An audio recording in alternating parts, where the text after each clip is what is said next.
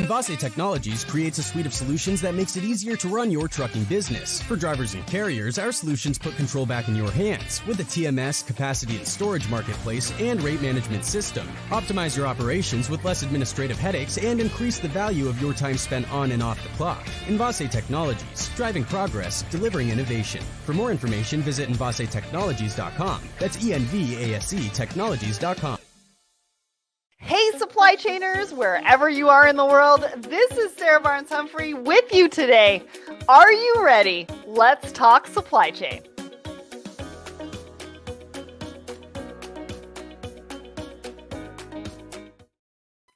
Good morning, everyone, and happy Tuesday. Welcome to Thoughts and Coffee. My name is Sarah Barnes-Humphrey. I am the founder and host of Let's Talk Supply Chain, the Blended podcast, and the founder of the Blended Pledge. And today with me on the show is Holly Pearce, supply chain champion to the stars, I think. I don't know. She'll correct me a little bit later.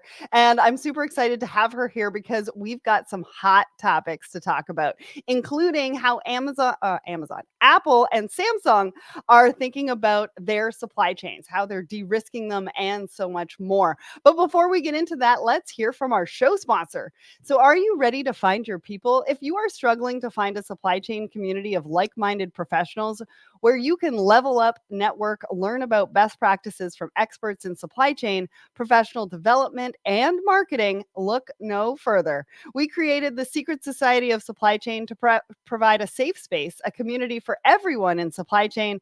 We offer unique opportunities for everyone to connect and grow in our 3 distinct value-packed communities: the Supply Chainers, Women in Supply Chain, and the Creative Room. From the learn at your own pace, content-rich approach of the Supply Chainers to the empowering community-focused space of Women in Supply Chain and the marketing mastermind of the Creative Room, we mean it when we say there's truly a place for everyone. So head over to secretsocietyofsupplychain.com to explore which community is right for you. And for anybody who's watching, we want to know where you are watching from. So head over to the comments. Let us know where you are watching from today. All right, let's talk about what's happening at Let's Talk Supply Chain for this week. So episode 399, that's right. Next Monday, we are releasing episode 400. Wow, I can't even believe that we're at episode 400. But for this week, we're at episode 399, and it's our Woman in Supply Chain episode with Pam Simon of Manifest. And she talks all about her incredible journey from starting her own company, moving countries, and then finally finding a home with Manifest. So you do not want to miss this one. Go and check it out wherever you listen to the podcast, because her journey is pretty incredible. And I can't wait for you to hear it. All right. So Friday, Eric Johnson is going to go live for Log Tech Live, and he's talking about shipping shenanigans from fees to freedom. Now, I'm not entirely sure exactly what that means, but I definitely want to watch this one on Friday. So click the attend button, even if you cannot attend live, and I will send you the recording so you don't miss a minute of it. And then, of course, we've got Relax Talks. This is happening April 10th, and they're talking about the in-store experience. Now, this has everything to do with supply chain because we're talking about new omni-channel experiences. This is what customers are looking for. And part of those omni-channel is the in-store experience, what it means to the customer. What does it mean for the marketing department, the customer service department? How can supply chain support that? So go and click the attend button and watch live next Wednesday at 9 a.m. Eastern. If you can't attend live, click the attend button. I will send you the link to the recording. All right, last but not least, you heard me earlier talk about the Secret Society of Supply Chain. I'm going to be talking about it so much more because we have so much to offer. Now, our Woman in Supply Chain community, we've actually launched our first cohort already. They are in month 2, and some of the feedback that I'm getting is that our Woman in Supply Chain monthly meetup is better than Chief. I mean, it is incredible, the feedback that we're getting. And we are 50% sold out for cohort number 2. So definitely sign up and get your membership today. All right. Now it's time to bring up our guest for today. Good morning. Good morning. How are you? Good morning, Sarah. I'm doing well. And while I like the idea of supply chain champion to the stars, I am a supply chain champion for all. I'm For all, okay. people's champion, as they say. I literally said it and I was like, oh, she's going to correct me later. Like, I mean, if the stars care about it, I would love to chat with them about it. But yes. I love it. I love it. So tell everybody who you are, what you do, why you're the supply chain champion. Awesome. Well, yeah, so I'm Holly Pearce. My current role is Director of Logistics with C&D Technologies and Trojan Battery Company. They are one of the oldest manufacturers of lead acid and AGM gel batteries, and we recently added lithium to that. We manufacture in 5 plants in North America, and we ship to over 100 countries around the world. We export a lot. So, but prior to that, I've spent many years, 24. Don't say it. I know. But honestly, I've seen so many changes, and that's why I'm really excited to talk to you today about some of the articles and the things that we found, because I am that person who is a historian, right? I was there. I've seen the changes and I've seen where we're going and what we can do in the future. As far as being a supply chain champion, it's because it's in my blood. I literally every time I hear anything going on, whether it's what happened, the tragedy last week at the Francis Scott Key Bridge in Baltimore, what's going on in the Red Sea, anything that's going on that may impact the flow of goods and services around the world, it catches my attention. Mm-hmm. And you've got a tough job because most of what you ship are dangerous goods. I sat Correct. there while you did your presentation at TPM talking about dangerous goods. And Yes. I have handled dangerous goods in the past as a logistician, if I can use that term. But from your standpoint, there's so many different things that you have to think about, rules, regulations in different countries, and it's not necessarily just up to the logistics company that you're working with to know all of that. You need to know all of that because at the end of the day, you're going to get penalized if something happens. Exactly. It's your name on the product. It's your name on the bill of lading manifest, absolutely.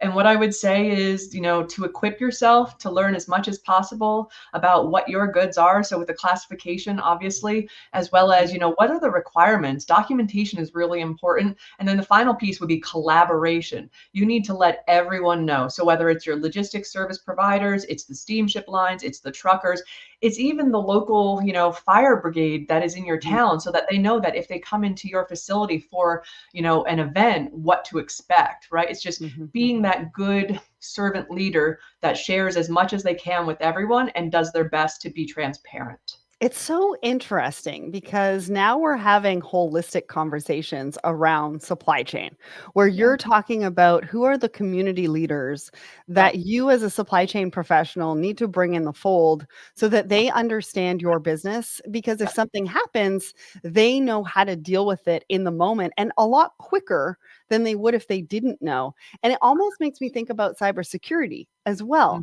Because when we think about cybersecurity, we need to have a chain of command and who's going to go to, the authorities, the FBI and different things like that. Who's going to catch it? What does that mean? How does it go up the channel? And so I love the fact that we're having these types of holistic conversations where we're bringing in different people. Supply chain isn't just for supply chain professionals. They're for communities and the world at large. Absolutely, I agree. And again, having that plan in place and having the right people trained up on it is essential. If the pandemic taught us nothing else, it's to understand when something catastrophic happens, how do you respond? How do you protect your most valuable asset, which in my opinion is your people, right? So how do you protect them while also being in the battery storage solutions industry? We were essential personnel. So how do we continue to make our product and get it out to those people who need it? Yeah, absolutely. All right, let's get to our poll of the week. So the question that we asked everybody, what quality do you value most in a business? Now we had 237 votes for this one and 37% of you, which is weird. I swear I looked at this yesterday. It said 38%. Anyways, somebody must have changed their vote. 37% of you said transparency, 34% of you said innovation and adaptability, and 28% of you said collaboration. What do you think about this, Holly? And what is the one that you would choose? I'm surprised that collaboration is in third place. Like, seriously? And Mm. maybe it's just because of my interactions with service providers and even as a consumer, right? Like, to me, collaboration and making sure that everyone's on the same page is really important, as I just said about, hazmat goods.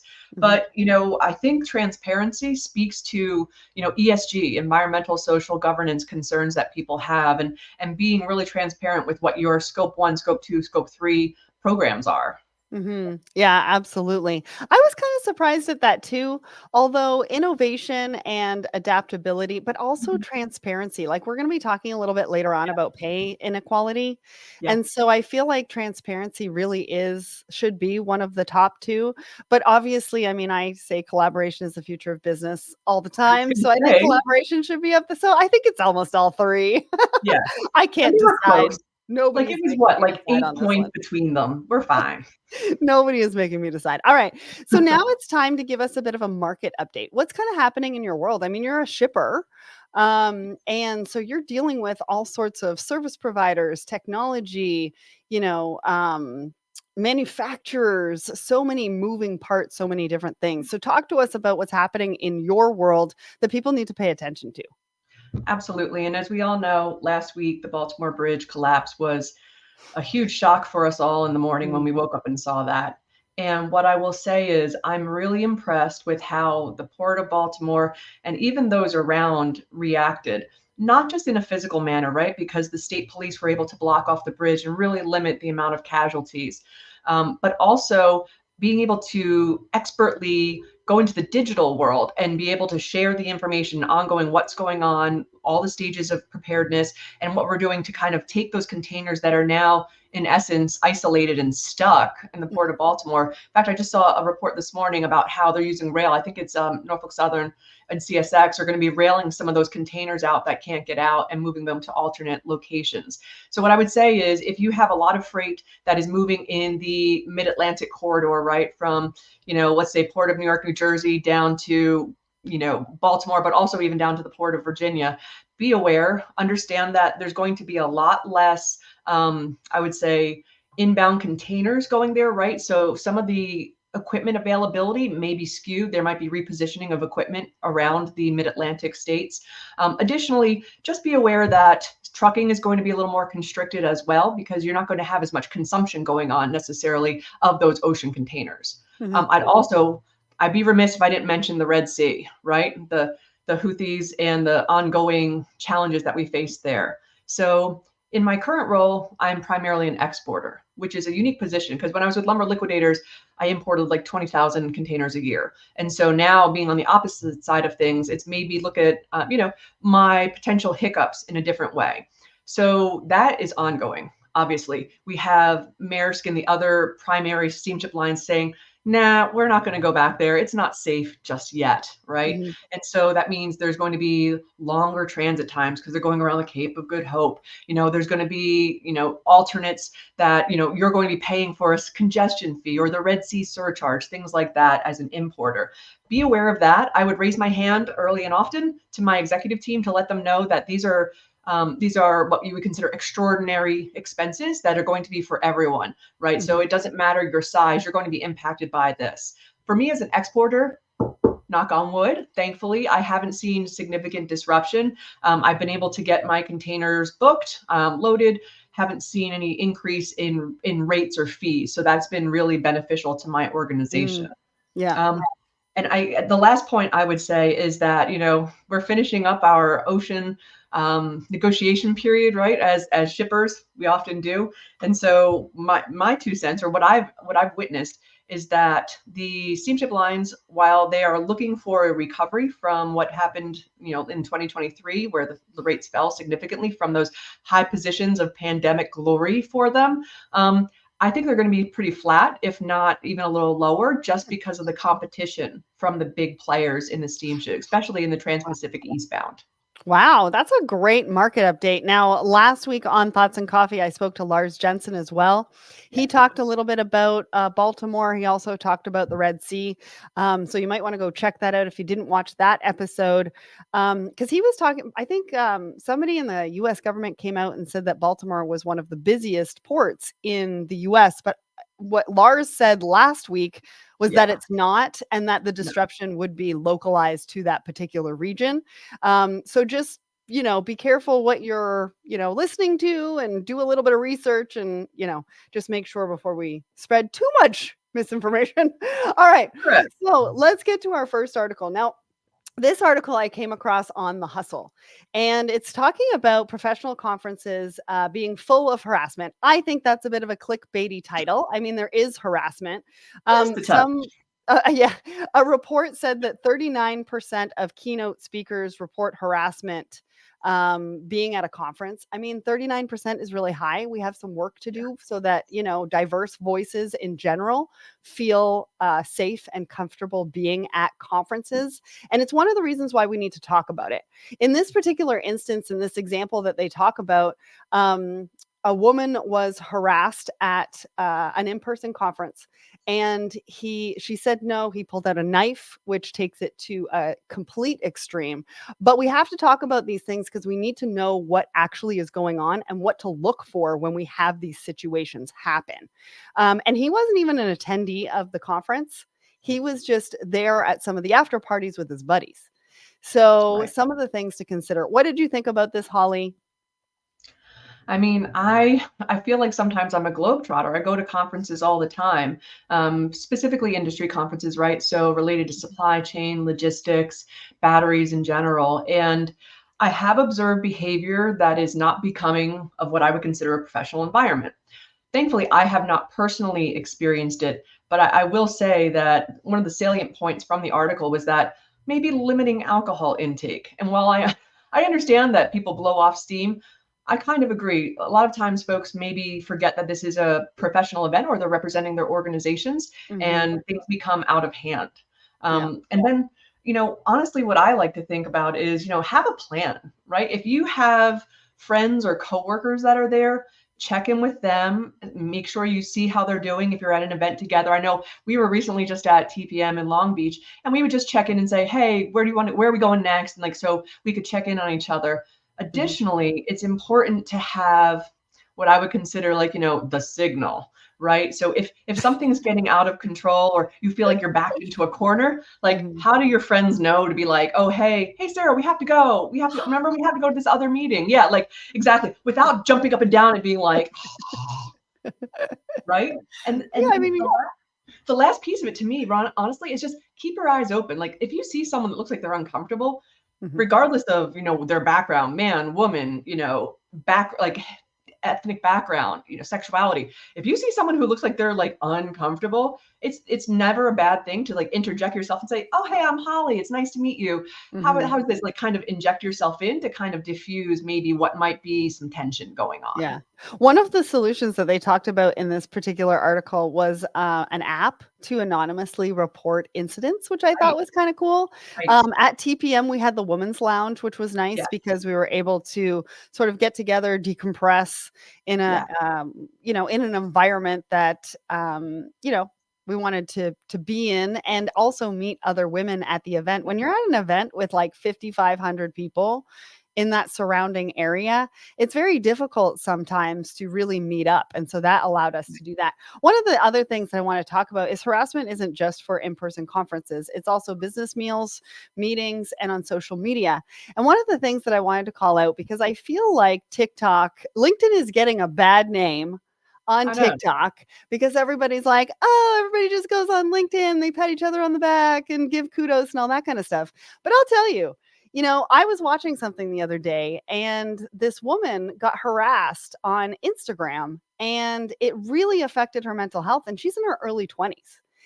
And because of all the hate that she was getting. And I was like, would you rather that, or would you rather be in an encouraging environment like LinkedIn, where people are actually held accountable to what they say and what they do, and things have to be a little bit more respectful, which in my mind really helps with the mental health side and all that kind of stuff of social media. So I feel like it's getting a bad rap. Just want to put it out there. I think LinkedIn is a great place.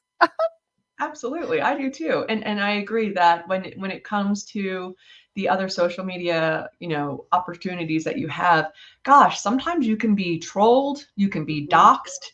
There are things that happen. And I would say that the ability to report and actually see action taken to address these things is much more limited than what I've seen on LinkedIn, Yeah, right? The absolutely. behavior is maybe more accepted or tolerated because the thought is, well, you put yourself out on a public platform, so you should be prepared for it. No, no one should be prepared to be treated like garbage at Yeah. all. All right. Let's get to our next. It's not really an article. It's kind of a video I wanted to share with you all. Oh, let me mute that. There we go. All right. So this particular video is by the Wall Street Journal, and it's talking about Apple's and Samsung's supply chain and their shift away from China. Now, this was posted about 10 months ago, so I'm sure there's been some more information since then. But it's fascinating because they're talking about moving the smartphones away into India and Vietnam. And I think their production is up 25% and 20 to 30% in India. But they're saying that by doing this, they're insulated from supply chain shocks, and that they've actually reduced most of their labor on the smartphone side by 70%, but they've kept their semiconductors in China. And Correct. so this is a really great example of taking a look at your supply chain and rejigging it after the pandemic to really figure out how to de-risk your supply chain and how you want to do that, where you want to go with your manufacturing. And you don't have to move everything. You just need to shift things potentially that make sense for you and your business. What did you think about this? I mean, it's obviously that if two of the world's largest telecom, device providers are doing it, maybe we should all consider it, right? And it was interesting to me because de-risking is the exact word that they used. And I saw that it went into 4 specific categories, right? There's geopolitical, right? There are things that are going on, Russia, Ukraine, China, Taiwan, Israel, Gaza, all of that going on. And you also have as a result of the pandemic, right? So the sweeping shutdowns and things that went on in China because of the Chinese government's very tight control of practices during the pandemic. You want to be able to kind of diversify and give yourself some optionality with that. Also, lower labor costs. Let's be real, China's middle class is growing and growing. They're becoming more consumers than maybe even what you would expect, right? So they're consuming more of the product that used to be exported out of the country. So the lower labor costs in Vietnam and India specifically is something that these companies were looking into. And then finally, and this is not least of all, the punitive tariffs on China, right? 7.5, 15, 25%. These are things that were put in place during the Trump administration, and the Biden administration has not decided to reduce or to release them. And so these are 4 major areas where you can safeguard or at least put some elasticity, right, into your supply chain. Yeah, well, they're also talking about new markets for them to be able to sell their smartphones in. Yes. And Yes. what they also mentioned was that you have to be delicate when diversifying your supply chain because of all of those things that you just mentioned, right? You don't want to burn bridges. It's like anything else. We really don't want to burn those bridges. And so, how are we going to navigate this? What does it mean to our business? India, for example, when it comes to Apple, is a really big market for them to focus on to actually sell the product in. And Exactly. so, for them to move and shift some of their manufacturing to India, based on the projections that they have on the sales side of things, actually makes sense. And then Apple, interestingly enough, so Samsung is leaving their semiconductor chip manufacturing in China for now. I mean, that's what it said in this particular video. But Apple has moved the chip manufacturing into the US. Now, I know the Biden administration has provided some funding for that as well. I don't know if that has anything to do with it.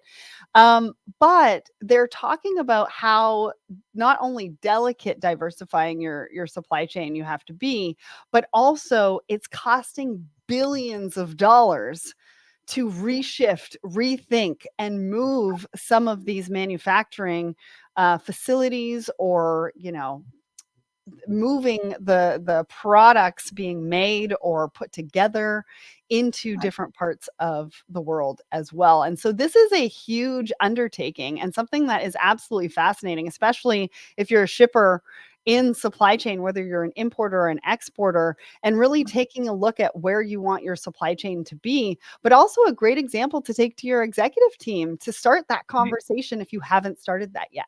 Exactly. And Sarah, I want to point out something that the article mentioned, like as a last little flippant thing, which I thought was Mhm. probably like the crux of it all. Guess what? A lot of your suppliers are still in China. Yep. And so while your manufacturing and assembly can take place in Southeast Asia, India, guess what? A lot of the parts and components are still Mhm. being manufactured in China. And so you're still going to have some secondary or tertiary ripple effect Mhm. from those different types of risk we talked about until you can truly diversify and find ways to get your parts and components out from outside the Chinese manufacturing sphere.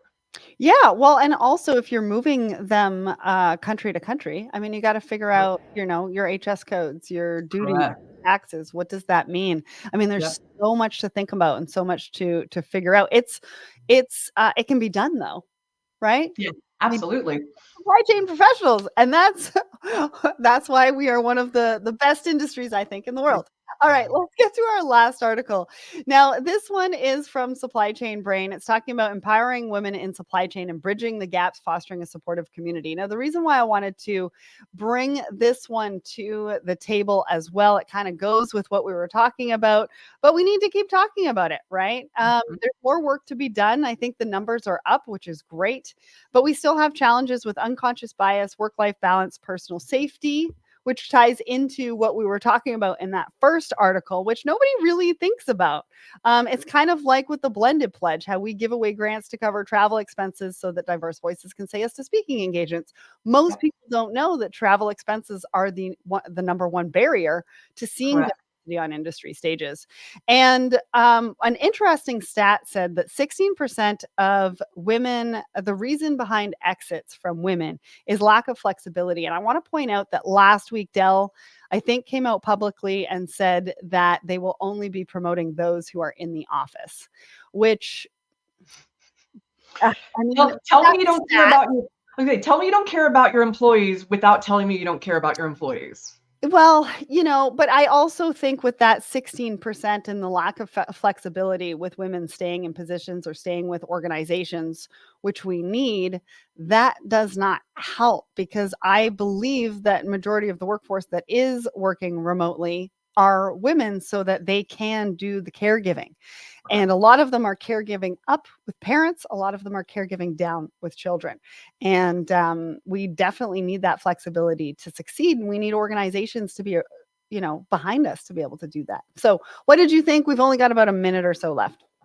Honestly, I like the points that this article made. I think that they were salient, right, about, swing shifts, being able to get backup help in the family when you have kids that, you need to get picked up from school, things like that. But one of the things that really stood out to me was that developing a community, being a Mhm. mentor where you can, being a voice for people to say, like, yeah, I'm doing it. Here's how, and I want to connect with you, right? And I want to share with you. And like that's one of the things I love about the conferences that we've been to, Sarah, but also that I'm able to be part of, I'm part of the Virginia Maritime Association. We have the event VMA 24, and we're thinking actively of these things. How do we make it so that it's approachable and it's able to be attended by people of all backgrounds, right? And a Mhm. little shameless plug, VMA 24, October 8th through the 10th in Norfolk, Virginia. Look it Good. up. Look up my LinkedIn, and I'll give you information there. But yeah, I think a seat at the table. I'm not looking for necessarily, you and I had this little pre-chat. I'm not looking for equality, right? Because I I think of myself as external to that. I have diverse experiences. I have a background that gives my thought processes are unique, and I don't want to be treated as equal, but I want to be at the table so that my voice can be heard. Yeah, equal opportunities. And the power of community is really important. You're Yeah. going to be part of the Woman in Supply Chain, our Woman in Yeah. Supply Chain virtual monthly meetup, cohort number 2, which I'm Woo-hoo! super excited about because I can't wait. We're 50% sold out. So if you want to be part of that, make sure to sign up for your membership. All right, let's get to the events and where we're going to be. So April 30th to May 1st, I'm going to be at the 3rd annual Supply Chain Symposium with Firmament over in Miami. June 5th through 7th, I'm going to be at the Global Supply Chain Marketing Summit as well. And then June 9th and 11th, I'm going to be with TMSA at their Logistics, Marketing, and Sales Conference, which I'm super excited about. And this month, I'm going to be at Relax Live, which is their user conference in Atlanta, coming up in 2 weeks. And I'm going to be hosting Coupa TV at Coupa Inspire in Vegas as well. And then in September, we've also got Commit events. They've got a retail event in September that's a do not miss. Holly, I'm going to send you information for that because I think you might want to be there. And anyways, so that's it for us today. Thanks so much for everybody for watching. I believe Audrey is going to be back next week as well. So Holly, thank you so much for coming on the show. Thank you. It's always fun to chat with you. I think we get into some of the good details.